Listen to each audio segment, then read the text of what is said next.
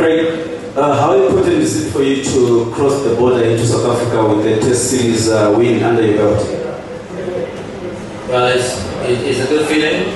I think winning any game is always a habit. You know, winning is a habit. So, you know, it was good to come, you know, to get a series win, and obviously we know we have, you know, obviously a tougher South Africa team when we get here.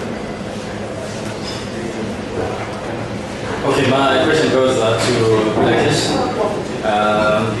Congrats on a wonderful series. From now on, how do you carry on with the scene? A lot of spinners are betting onto the scene, do well in 1 or 2 series, but then they sort of fall away. We just looking to take it 1 game at a time. Whenever you get the opportunity to as well, Skipper Greg, looking at how your team performed over the series, quite a number of records that you guys broke. You were part of the first partnership that seems to now be stated as the best partnership, open partnership for the West Indies. Keshosh now equaling the number 4 that's taken by the West Indies player in Zimbabwe. Now going to South Africa, how good is that for you guys as a motivational booster into the series against South Africa? Well, I think it's great. But one thing with it is that it's history. And, you know, we started from 0, you know, in South Africa. So I think it's good, you know, for confidence. But you know, we got to start over, and it shows that it's possible.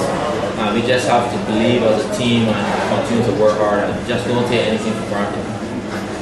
Okay, great. What are the positives that you take out of this series, and also areas that you need to polish up going forward?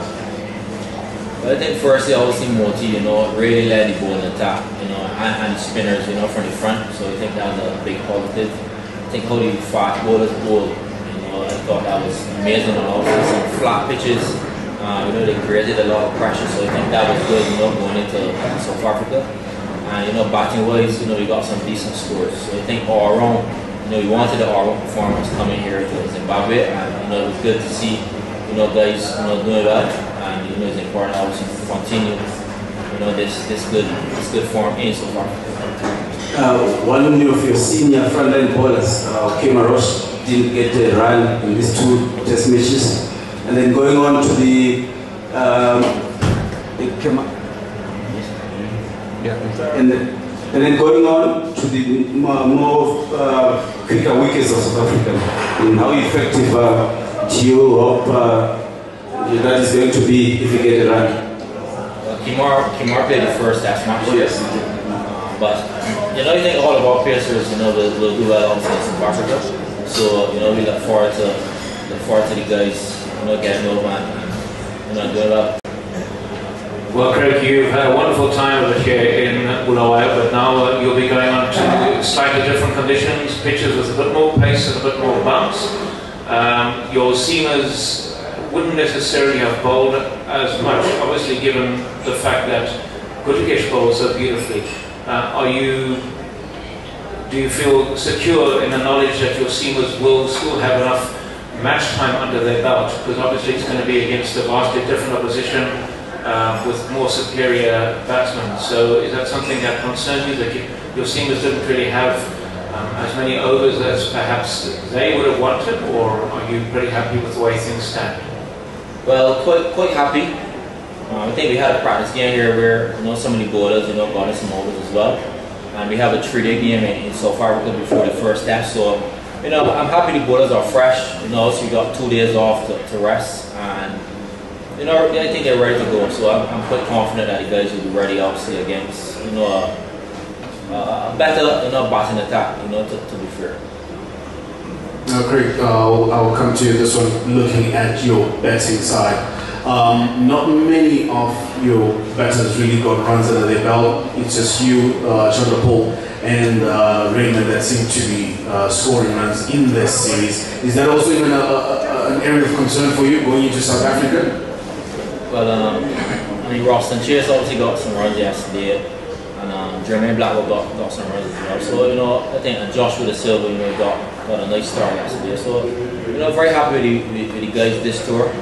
We could always do better, you know, even myself and Tej.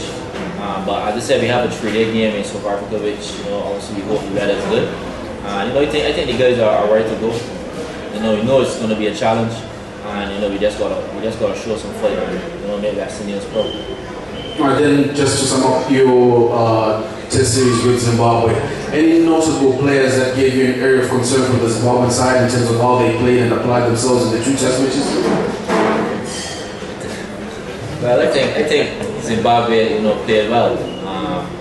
You know, especially in the first test, you know, when obviously we won a good partnership, you know, with Gary, you know, and obviously put us on the back foot a bit.